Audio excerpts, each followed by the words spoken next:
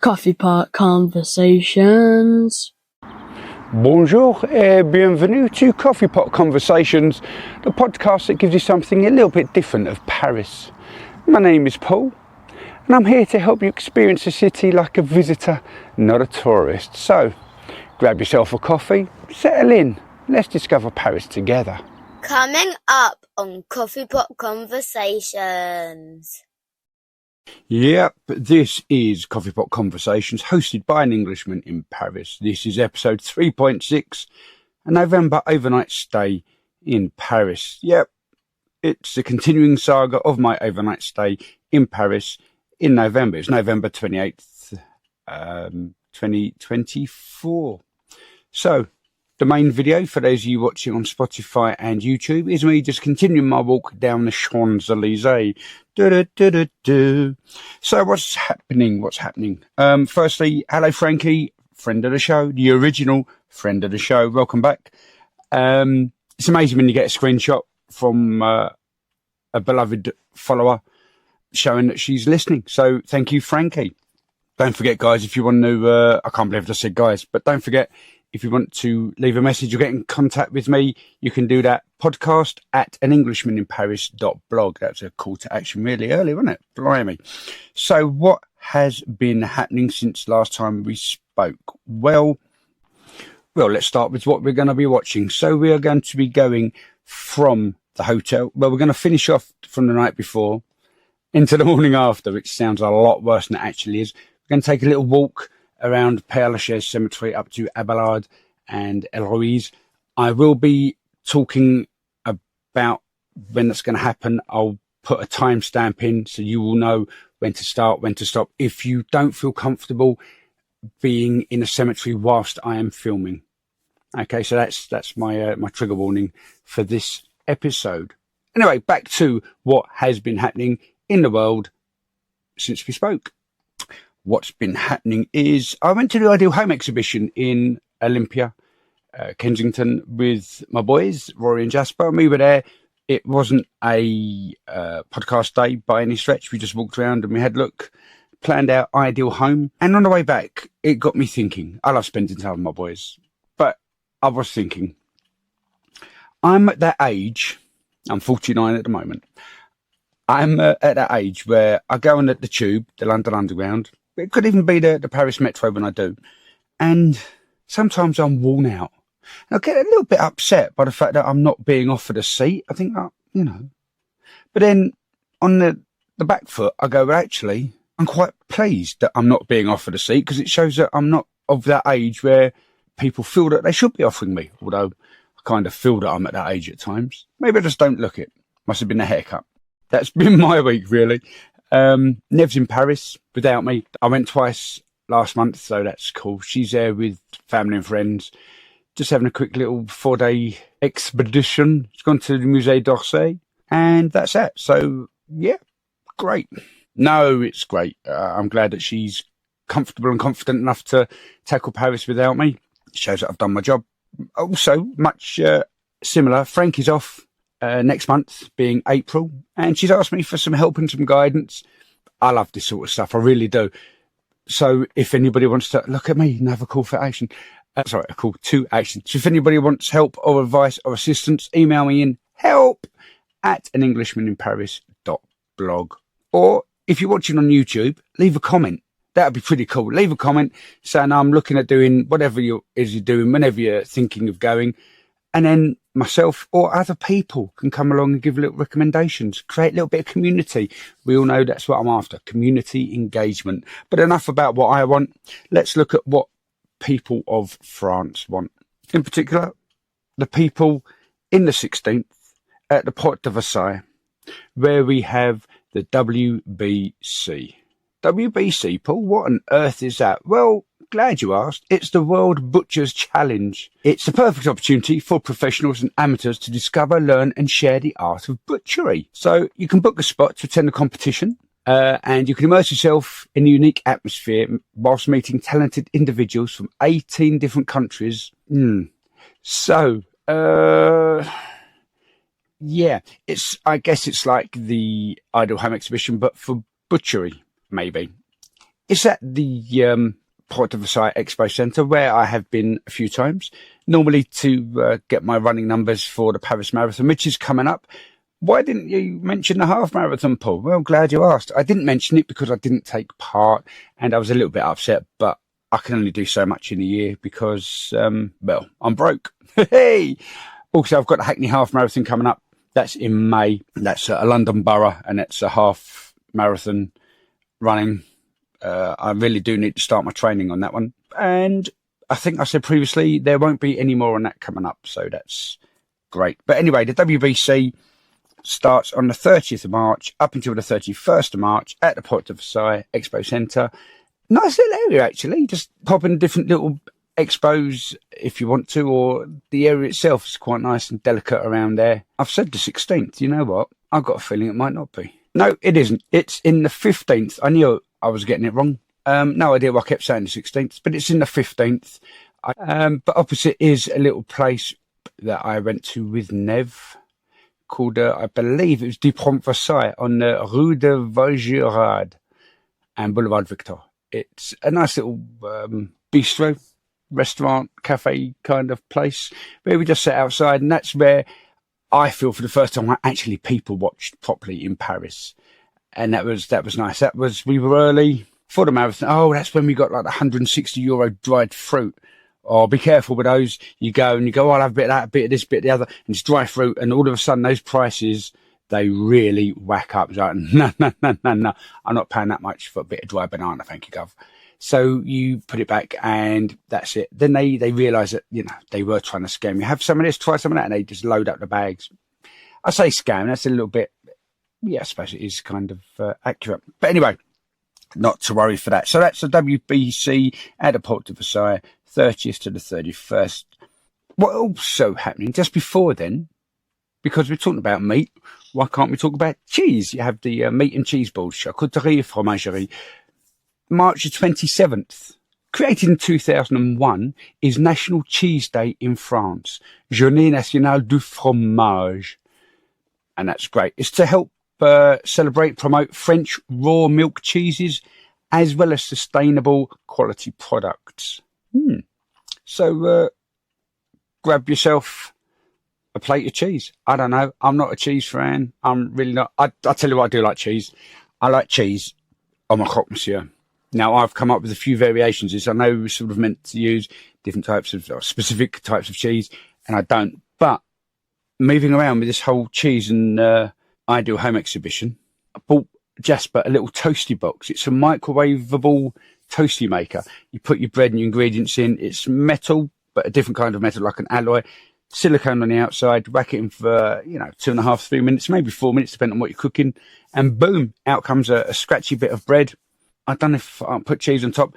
I've not used it yet, but Jasper's going to use it for his Nutella explosions, where he puts Nutella in a toasted sandwich, I guess is the best way of saying it, and then sprinkle cinnamon sugar on top. And talking of toasty makers and croque monsieurs, one way that I used to do my toasted cheese sandwiches before utilising the air fryer, which obviously it's the best way to do it, because then you get the cheese melting nicely on top. Oh, I'm salivating now. I really did used to make a nice croque monsieur. Although I never used to call it croque monsieur. I used to call it something else, which I've forgotten. I don't remember what it was. But I used to make it croque continental or something like that. No, croque cosmopolitan. And I used different cheese from different places. And rather than using ham, I used different meat, which I'm not going to go into now. I used to love it. But I also used to make ham and cheese toasted sandwiches, or cheese and jam toasted sandwich. Now, that's very unexpectedly delightful. And I used to make those in my George Foreman lean green. No, it wasn't green at all. It's silver. Still is silver. Lean, mean grilling machine. It was a George Foreman lean, mean grilling machine, or Breville, which is a trade name, like Hoover, the vacuum cleaner. Breville's a sandwich maker. Yeah, he passed away a few days back, which is a shame. I didn't know much about him, but apparently 2 times world champion, heavyweight world champion, and I believe the oldest heavyweight world champion at the age of 45 as well. He was the other boxer in the Rumble in the Jungle against Muhammad Ali back in 1974 in Zaire. And I went to one of these strange theatrical pieces heavily interactive. I loved it, really did. That's another story. But that's where I learned a lot more about the fight and George Foreman as well as Muhammad Ali. And just moving away from history back to modern times, I did mention a little while back at the Gaîté Lyrique Theatre, which is the arts venue. Since December the 10th, they have been holding hundreds of squatters within its premises. This was a place where I said they're running out of toilets and things like that. But French police raided there at dawn last week, using a little bit of tear gas to evict more than, as it says, 400 migrants. So that's the Gaîté Lyrique Theatre, which I actually originally thought they were given the option to use that as a little sort of temporary accommodation. I haven't researched this too much, so I don't know who's in the right, who's in the wrong. Using tear gas to evict people, maybe a little heavy-handed, but you don't know the resistance that was put up. You don't know what was taking place in there. So protesters were outside protesting the removal of the migrants, including many unaccompanied minors. So not very good. However, as I say, it's not all bad news. Depends how you look. The police were also involved in a 4-car pile-up, injuring 10 officers. French police tried to stop a vehicle in the 14th arrondissement. 3 police cars chased the vehicle, which dramatically, according to the Metro, smashed into a traffic light, leading to a horrific chain reaction where each of the police cars crashed into the back of the wreckage, causing a huge pile-up. I don't believe that this was sort of cartoon or action film motivated. Try not to picture it. Incredible pictures and a video show one of the police vehicles on top of the suspect vehicle, its back wheels hanging in the air over the severely damaged remains of the black car. A second police car behind had its entire front end destroyed, with a third police car rear-ending the second. All 10 officers were briefly hospitalised for minor injuries, and Paris Chief of Police Laurent Nunez said that they were discharged by early afternoon. He did praise their courage and composure, and also told reporters that visibility during the pursuit was quite poor. 3 people, aged between 19 and 30, have been detained following the crash, and 2 of them have already got police records, but no further details were provided. That reminds me, I need to catch up on that programme that I watch, and I know I was going to do that. Bear with me 2 seconds. Murder in Paris. It's really not called Murder in Paris, because that's a documentary. Is it the Paris Murders? No, it's not the Paris Murders. Oh, these are all good things that I should be watching now.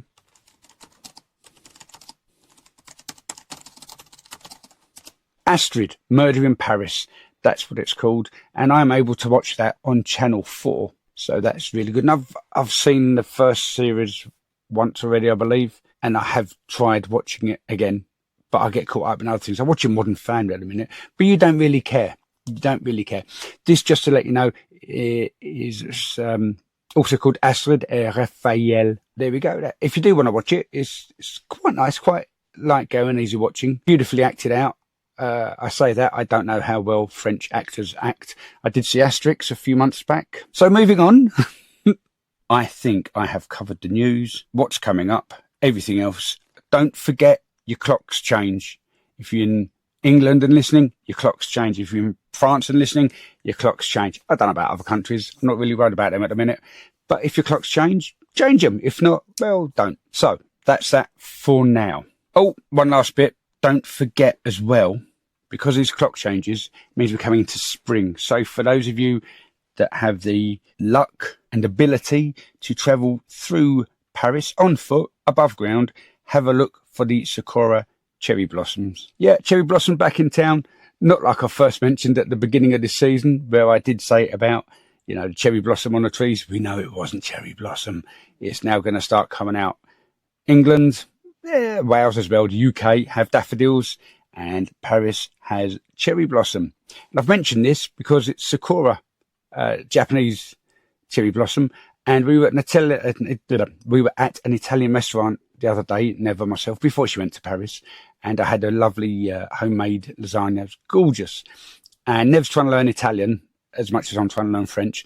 And the waiter said something, and she thought he said Sakura, No idea what it meant in Italian. I just know it being Japanese cherry blossom, as well as an old friend of mine.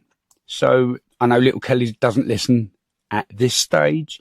But little Kelly, I'm just thinking about Sakura, and that's alongside Joe and Catherine. Anyway, Rory, over to you. Coffee Pot Conversations.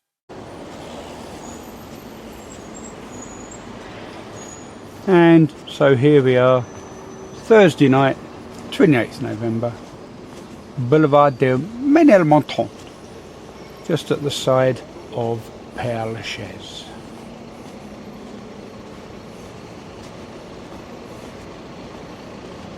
I'm looking forward to finishing my night. I am thoroughly exhausted at this point, but I'm also thinking maybe I just want to go and have a little late night jazz. So I'm going to have a walk around, just also look for boulangerie that I can use in the morning. I don't have to leave the hotel until midnight.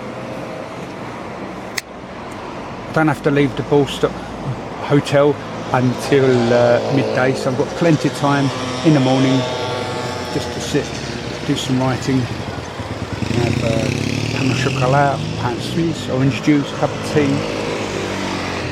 So this is what I'm doing at the moment, rather than going to bed and resting and getting over the exhaustion that is coursing through my body.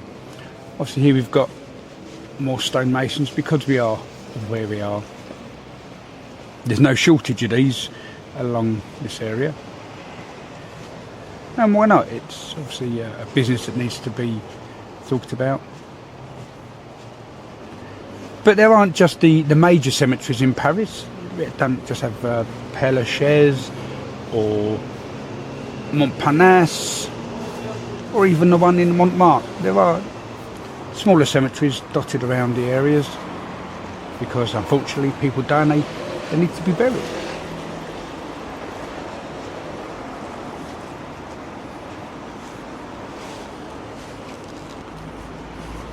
So for those of you listening on Apple Podcasts or iTunes or however you do it via Apple, I do apologise, there is still no video because I'm not sure how to do it.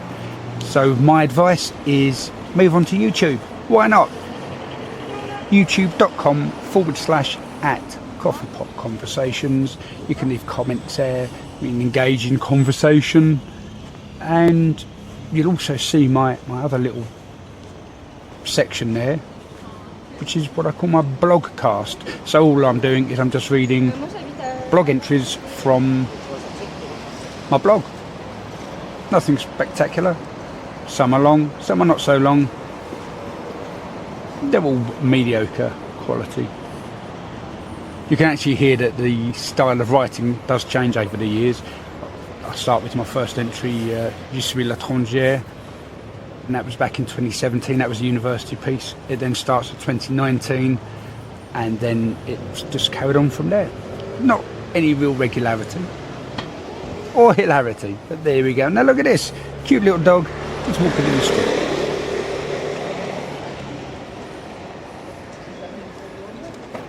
Remember, I'm 6'4".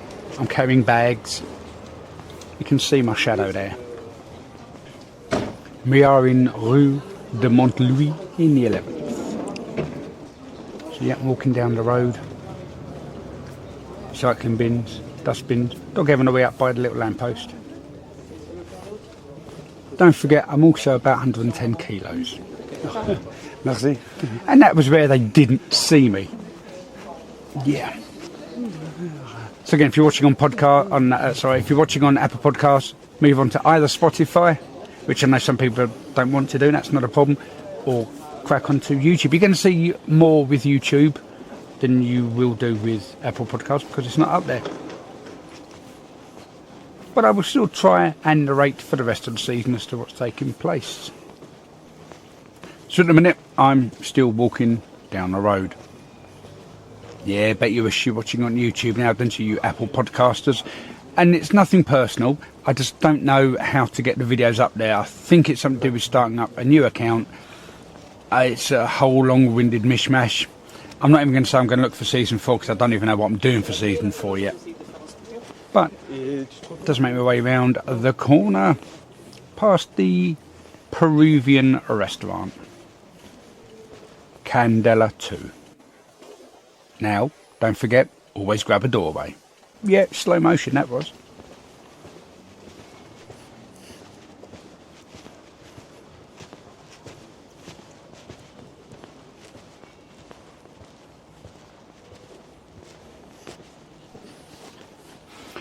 Back in 2023, when I did the 10k with Nev, we started to walk down one of the roads on the way to one of the restaurants. I think we were on our way to La Femere.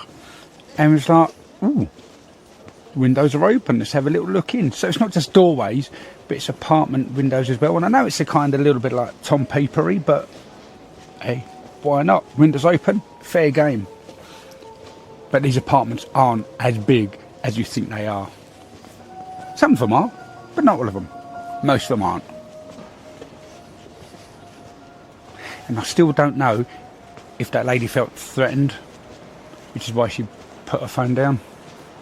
Again, pickpockets, yes, they are there, but in London at the moment, especially at the moment, and this is 2025 I'm talking about, and it's been going on for ages, but people are snatching phones so much, not just in the touristy parts, but in the residential areas as well. So just start being in any big major city, keep things hidden, keep things away, you should be safe.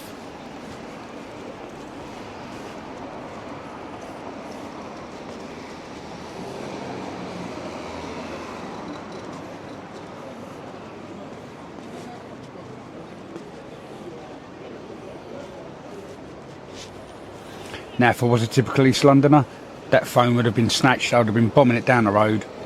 Bish bash bosh, you would have had no chance. But what they're also doing is coming up on bicycles, especially the electric e-bikes.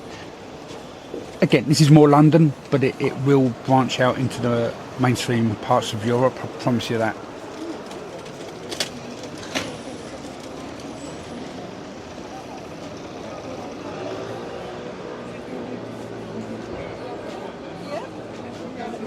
So, just on Rue de la Roquette, and at this stage of night, I am thoroughly exhausted. I've had dinner, I just want to sit down and have a drink, but my brain is just, it's mulch. I'm walking aimlessly. I know I'm going in the opposite direction to the Borsa, to the hotel. I think at this stage, I really will start to call it a day. Just need to find a little turning point, a natural break in the street, and I'll head back.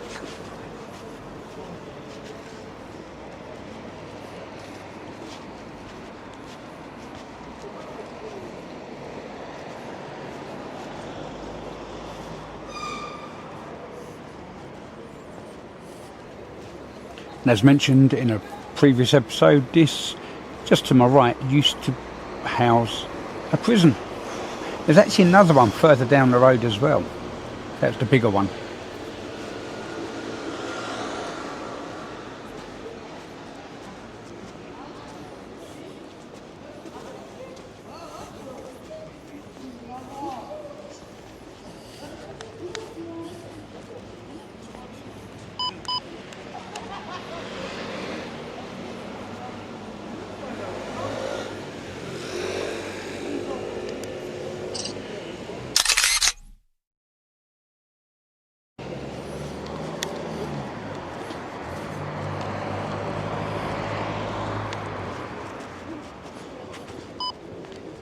Now that was Wallace Fountain number 86 in Barbara Lambese's book Trouver la Fontaine Wallace, Trouver Paris.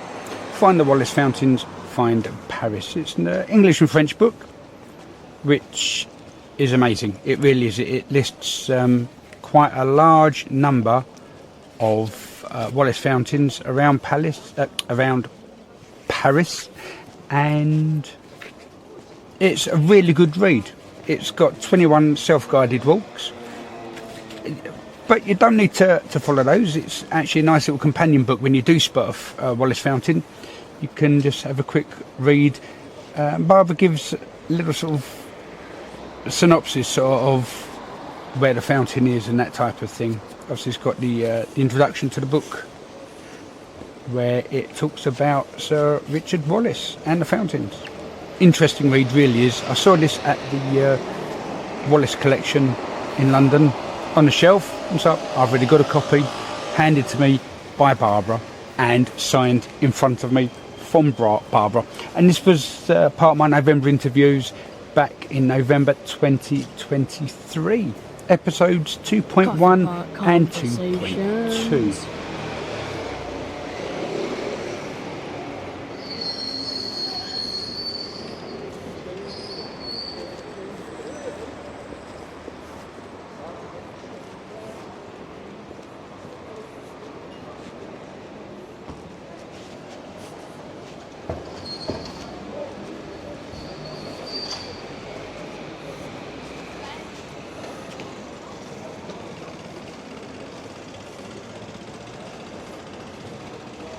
Now, just a quick shout out to my mate Chloe that I used to work with. Chloe, shout out to you. I know you don't watch, I know you don't listen, but I've done it.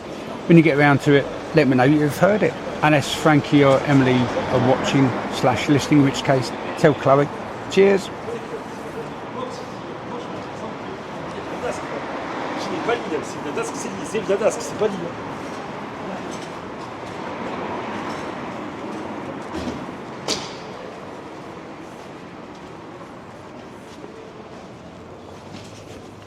It's not particularly late night in Paris. It's not particularly busy night in Paris. But you can see that there are still places open to eat. And that's great. The Parisians do tend to sort of drag dinner out a little bit later than what us Westerners, at least us East Londoners do. We prefer dinner once we're back from work, bosh, job done, then we can go to the pub and get tanked up. I'm joking. But the sooner you have dinner, the more of the evening you've got to do the rest of your bits. But Paris isn't like that. It's more of a slower vibe to the day, unless you're on a little motor scooter, in which case you're going to thrash the throttle like no one's business.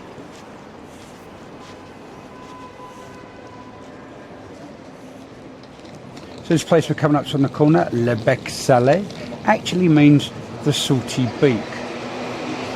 And according to their website, that lovers of international or diverse cuisine will be fully satisfied at their establishment.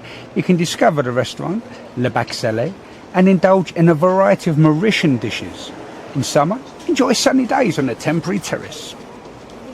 Now, I did that through Google Translate, and what's weird is it says Terrasse Éphémère, which from memory was the name of the pizza place that Nev and myself went to in the 14th, L'Éphémère. So I'm not too sure what it actually meant, temporary or short-lived, but it was very nice, and it was there 6 months later when we went back with the boys for the Olympics. We didn't go there with the boys, we walked past it with the boys, but it was still the Olympics, it was still 6 months later, and it was still there. And up until 2 weeks back, it was the best pizza that I'd had in an absolute age. Unfortunately, that accolade now goes to a place in Greenwich called Japes. Their London-style Hawaiian pizza. Yep. Pizza debate. Pineapple on the pizza? Yes, please. But anyway, that was a really nice pizza. I went there in, I'd say, about 2 weeks back. Oh, go on, and if you want to debate about pineapple on the pizza, email in pineapple@anenglishmaninparis.blog, or just leave comments on whichever platform you're listening or viewing on.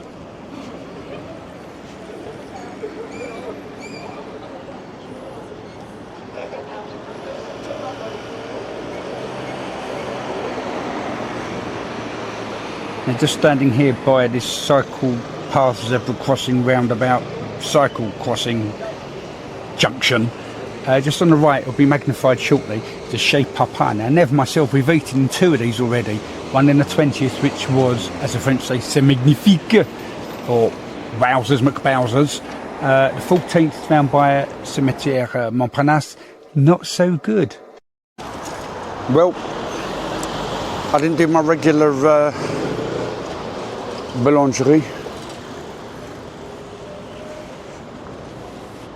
Partly because I wasn't sure where the boulangerie was going to be.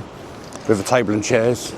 Secondly, I don't think you notice, up here, all around here, it's exceptionally swollen. I've got an infection on a broken tooth in the root, right up the top. And it's given me, almost like I've got the whole lip thing going on. I woke up with an exceptionally large overbite. My teeth haven't moved, but my lip has. I've had it a few weeks, and it was constantly painful. Now it's just discomfort. The main pain has gone, but the swelling vastly over that side of my face. So it's like you've been to the dentist and you get an injection and you can't quite feel your own lips. It's coming out. That's quite worrying. So I'll probably phone up my dentist and see if I can get an appointment for Monday/Tuesday when I get back. Kind of like an emergency, because I don't want my face exploding. Anyway, I'm just crossing the road outside Père Lachaise, and I'm going to show you a little Wallace fountain.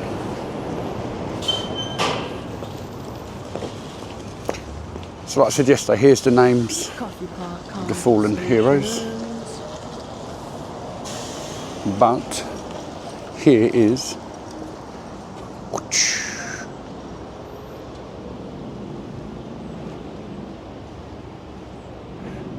gorgeous, isn't it?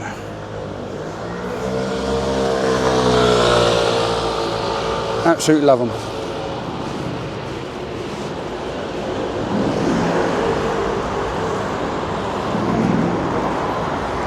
Anyway, quick photo. And then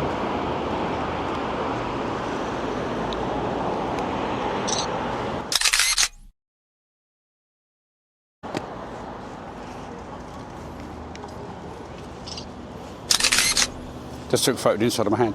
Now we're going to head into Père Lachaise, so I will be switching the camera off just for a little while, just out of respect.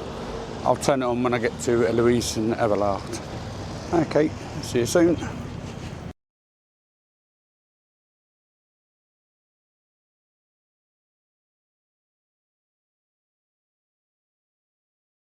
Okay, so I came in, I took the first main turning on the right, and this is the view that I have. Bearing in mind, yeah, obviously it's a cemetery, it's, yeah.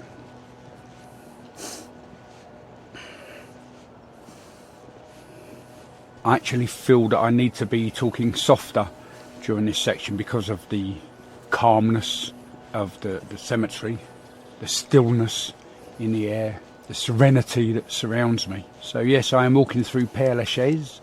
It's Paris's largest and most famous cemetery. It opened in 1804 under Napoleon Bonaparte's rule.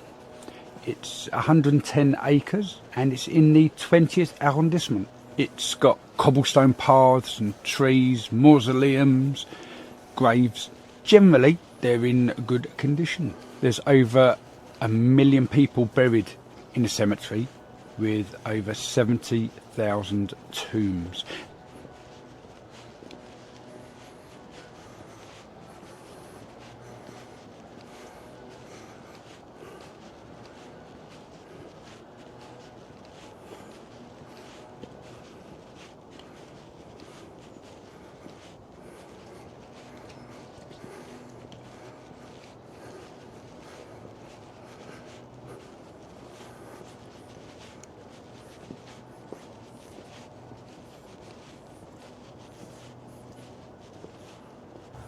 Just to let you know, for those of you watching, we are looking now at the Abelard and Heloise site, the tomb, which I'm going to come back to very shortly. Still got about 4 minutes left of this recorded section. So look at the photos, listen to the words, and I'll come back to this shortly. Now, again, for those of you not watching, I'm just walking through a different part of the cemetery, just making my way back, really, looking at the different plots, as it were. Paris's cemeteries were overcrowded by the late 18th century.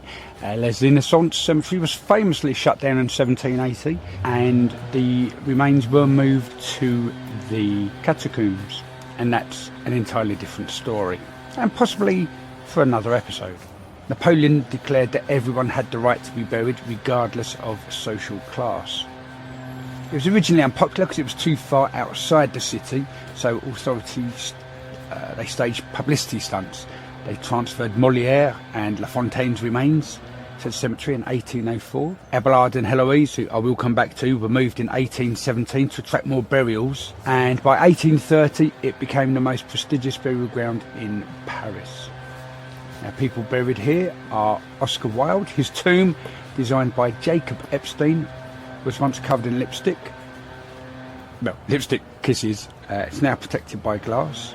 Marcel Proust, Honoré de Balzac, the French literature chap, and Gertrude Stein, the avant-garde writer, is buried alongside Alice B. Toklas.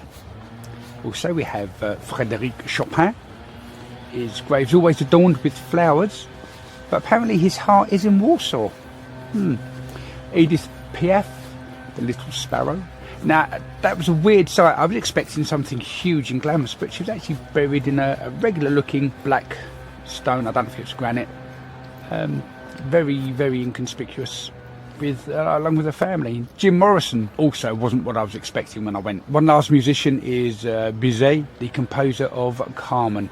Now, Carmen, when it was made into the Carmen, was by a chap called Matthew Bourne. I actually used to work with his cousin Wendy a good few years back. She was a lovely lady. We also have Baron Haussmann, who is buried here, and he was obviously a big architect behind modern Paris under Napoleon III's rule. Parts of the cemetery are a lot busier than others. Some are eerily quiet. I know it's early in the morning here, but others it's full of tourists. Sir Richard Wallace also buried here. Huge, huge tomb. So I have about a minute left until this clip of Père Lachaise swaps out back onto Rue de la Roquette, and then there's talking, and then it goes quiet. At that stage, I will quite possibly talk a little bit about Abelard and Heloise, and I called her Heloise earlier. That's my English pronunciation of a French name, so apologies to those of you out there. Once we're out of the cemetery, then that's where the listeners and viewers who didn't wish to be a part of filming in a cemetery will rejoin us. So I think sort of it's a nice section for them to pick up. Again, with Abelard and Heloise, fabulous historical love story. Yeah, could have been made into a soap opera, but we'll be hearing about that shortly, and the volume will return back to normal.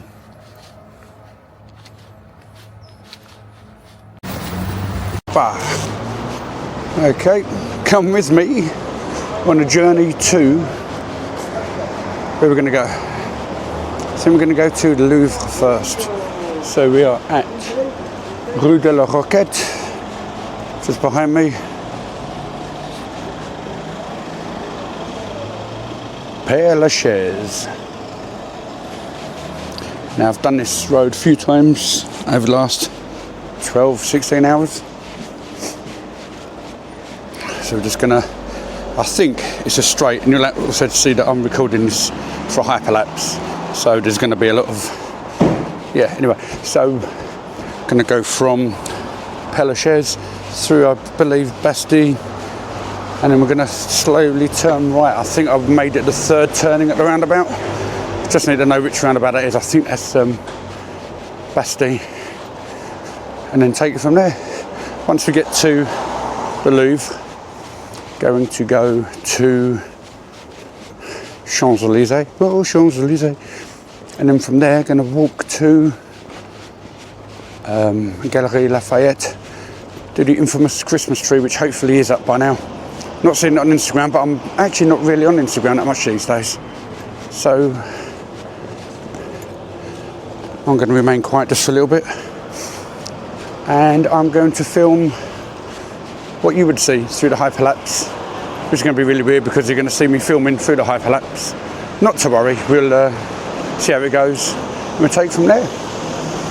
Okay, There we go. See you soon.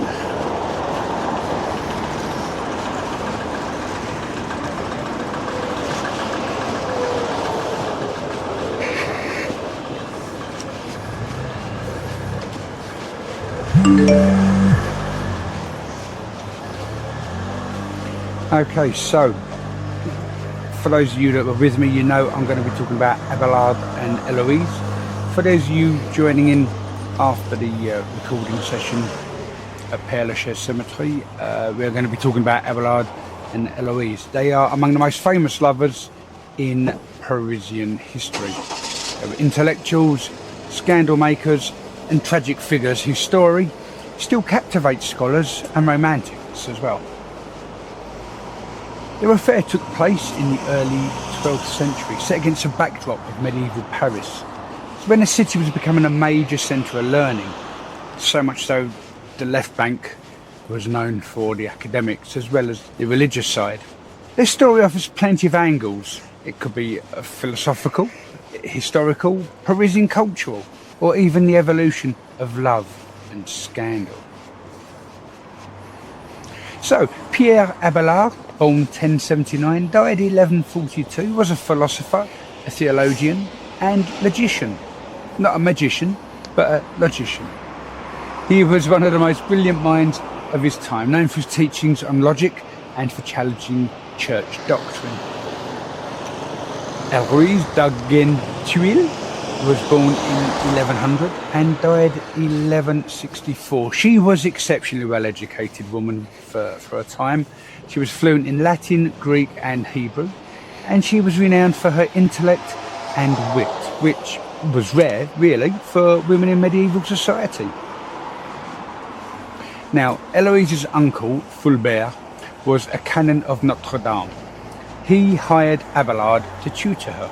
The relationship between Abelard and Eloise quickly turned into a passionate love affair, conducted largely in secret, but unfortunately not secret enough.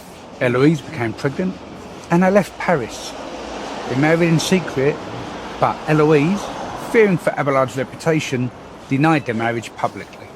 And this enraged Fulbert, leading to one of the most infamous acts of revenge in history: Abelard's castration. Following the attack, Abelard became a monk at the Abbey of Saint-Denis, and Eloise was forced into a convent at Argentuil, later becoming abbess of the Paraclete. Their later correspondence, a series of deeply personal and philosophical letters, is one of the great literary treasures of the medieval period. They debated theology, love, and the meaning of suffering. Eloise, in particular, questioning the role of love and whether she had truly embraced religious life.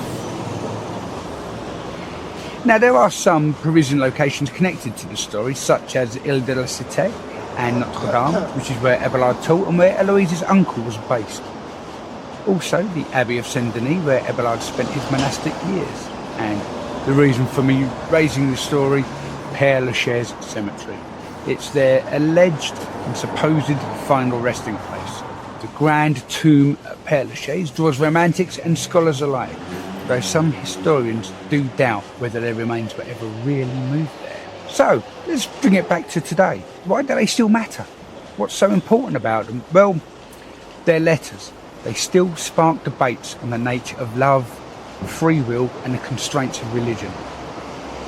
Abelard's theological writings influenced later church thought.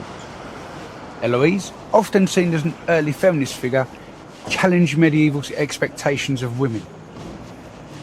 Their story has inspired countless works of literature, opera, and even modern pop culture references. The true burial site of Abelard and Eloise is one of the great mysteries of Parisian history. While the Grand Tomb in Père Lachaise is the most famous, there is still strong doubt about whether their remains are actually there, or even if they're together at all. Abelard was originally buried at the Abbey of Saint-Marcel near Chalon-sur-Saône in Burgundy region. His body was later moved to Paraclete Abbey, which is a convent he had founded for Eloise. Now, Eloise, obviously when she died, she was laid to rest beside Abelard at Paraclete Abbey.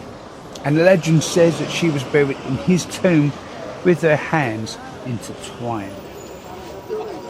Now, in 1817, officials claimed to have transferred their remains to Père Lachaise as part of a campaign to increase the cemetery's prestige.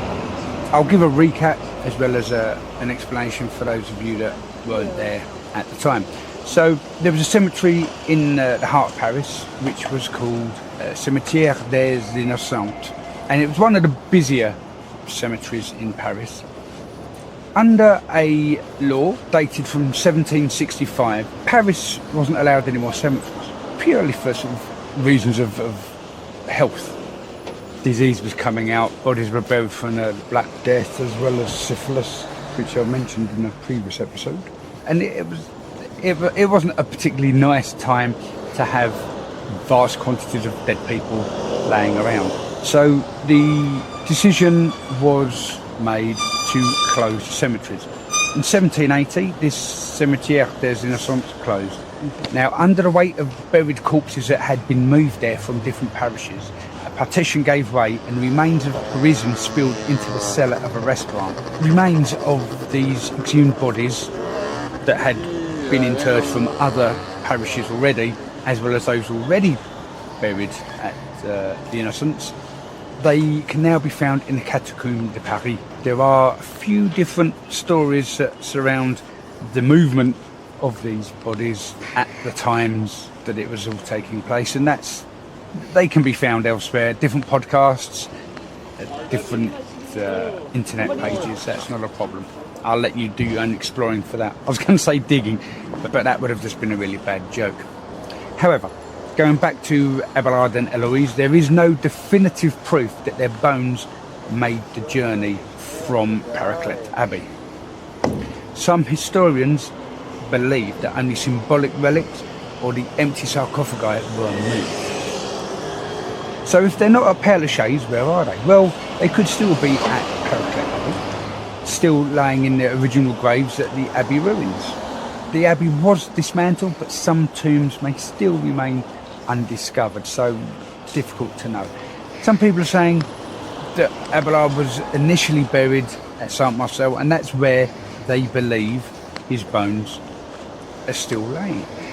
They don't think that his bones were fully relocated, so maybe part was, maybe part wasn't. Maybe they moved Eloise there, maybe they didn't. Because there are also some historians who speculate that the bodies were separated. Some remains at Paraclete, some at Père Lachaise, some lost entirely, some don't know. And to be honest, I don't think we're ever going to find out. So that leaves the question, are they together? The romantic view is that they lie forever side by side at Père Lachaise, fulfilling their tragic love story. The historical train of thought is that their remains are either scattered, lost, or never moved at all. And that would mean that they may never have actually been reunited. A mystical version, though, is some visitors claim to feel their presence at Père Lachaise, regardless of whether their bodies are truly there or not. So, if you ever visit the Grand Tomb in Père Lachaise, you may just be standing before an empty monument to love, loss, and myth. Now, these love letters of Abelard and Eloise, one of history's most passionate and tragic correspondences, have survived for centuries and are now housed in multiple locations. The Vatican in Rome, they've got some of the oldest known manuscripts. It includes copies made by medieval scribes, ensuring the survival through church-controlled scholarship.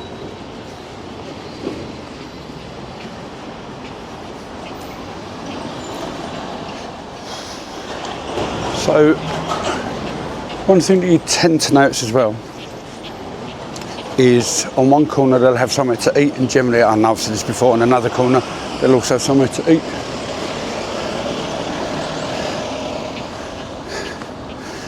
One corner.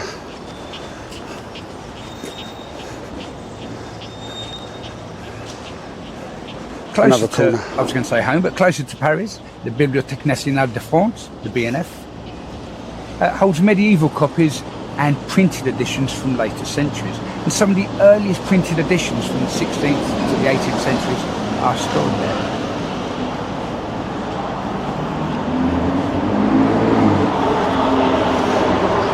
And also, just in the middle of nowhere, you'll have a gorgeous building, look. Just really doesn't, in a nice way, doesn't belong there. Now, obviously, various manuscripts exist in private collections as well as university collections, Oxford and Cambridge being two that do have copies. And some fragments appear in monastic archives, but they were preserved by scholars and monks. The letters were first printed in the 17th century and they became famous across Europe. Modern editions exist in French, Latin and English, and they are widely available in bookstores and online. I do actually have a copy of a book.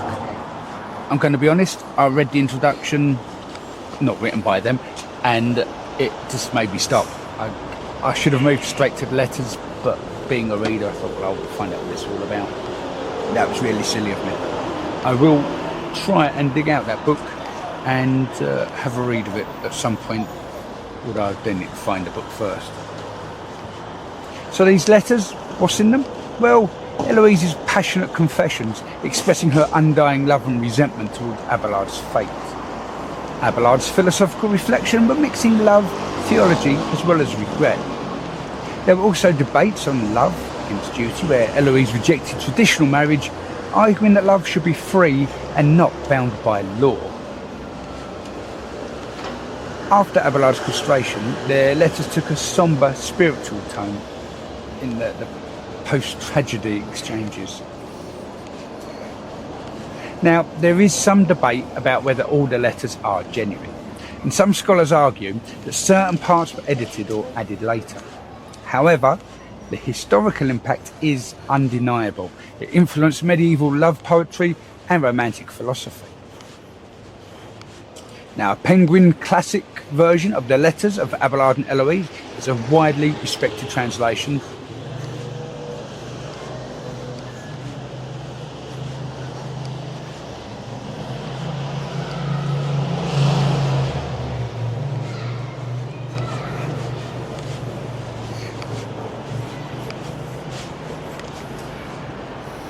It's the kind of stuff I've got in my bedroom.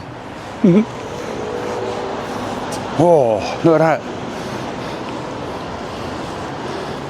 They've said that she wanted to get rid of the hardwood floor she's got.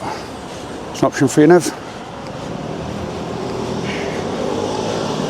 And because the letters were written in the 12th century, they're actually now in the public domain worldwide, which means people are free to use them, quote them and adapt them without any copyright restrictions, which is pretty cool. However, modern translations and editions may be copyrighted, so if you use a specific translation, such as the Penguin Classics, you do need to credit the translator or obtain permission if you're quoting at length. So just a quick, powerful quote from Eloise's letters. God is my witness that if Augustus, master of the whole world, thought me worthy of marriage and conferred upon me all the earth's honours, I would rather be called your mistress than his empress. And just a little something from Abelard, who said, we are bound together, not by the chains of the world, but by those of the soul. No fate, no suffering, not even death itself can sever what we have been. Ho ho. That's pretty powerful, reflecting the resignation to his fate, and yet acknowledging the enduring nature of their bond. Little something philosophical. True love is not found in the flesh, but in the meeting of minds. If our love was only passion, it would have died with our suffering. But because it was wisdom, it endures beyond fate. Now, one final abstract philosophical quote by Abelard. What is love, if not the eternal paradox, binding us in joy and making us in sorrow, and yet surviving in both? In seeking to master it, we become its servants. Woohoo! Good stuff. You could really smell the fresh pine or fern or whatever the smell is. Well, I could smell it, even with my bad lip. That's quite nice. One thing that Paris do well when you find them, flower shops, they are overloaded with flowers. I got one of my favourite photos from walking down the Seine, and it was the flower shop. It was gorgeous colours.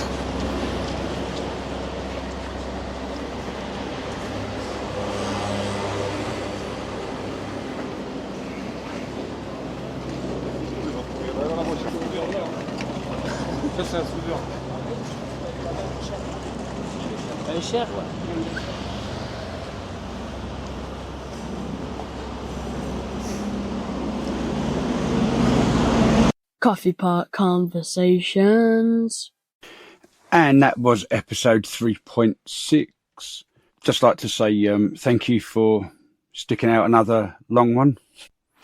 I got into Abelard and Eloise not quite how I wanted to, and the presentation that I gave across wasn't how I wanted to in terms of when I look back at old podcasts, deep dives and asides. I didn't really capture that. It was just brief annotation.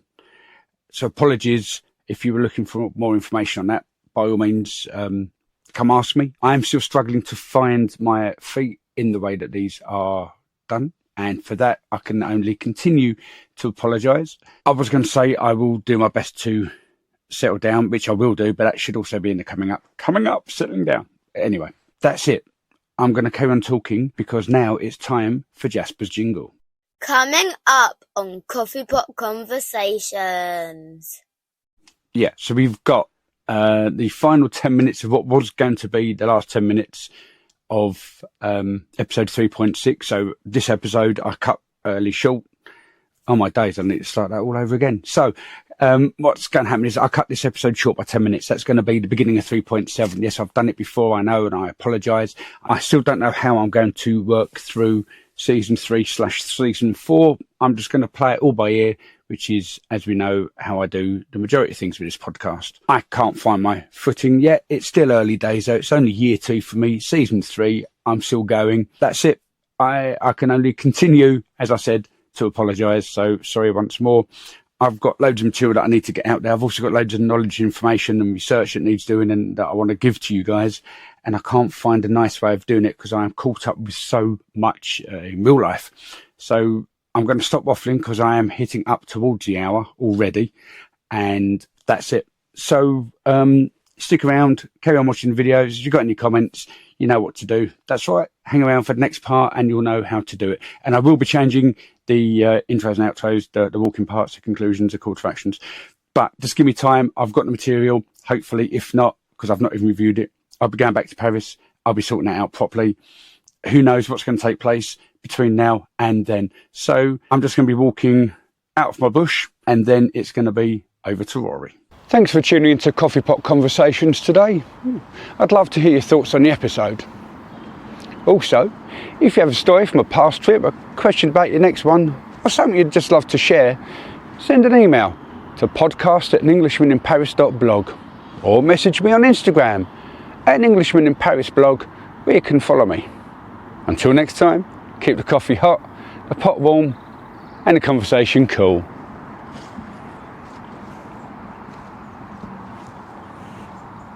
Coffee Pot Conversations.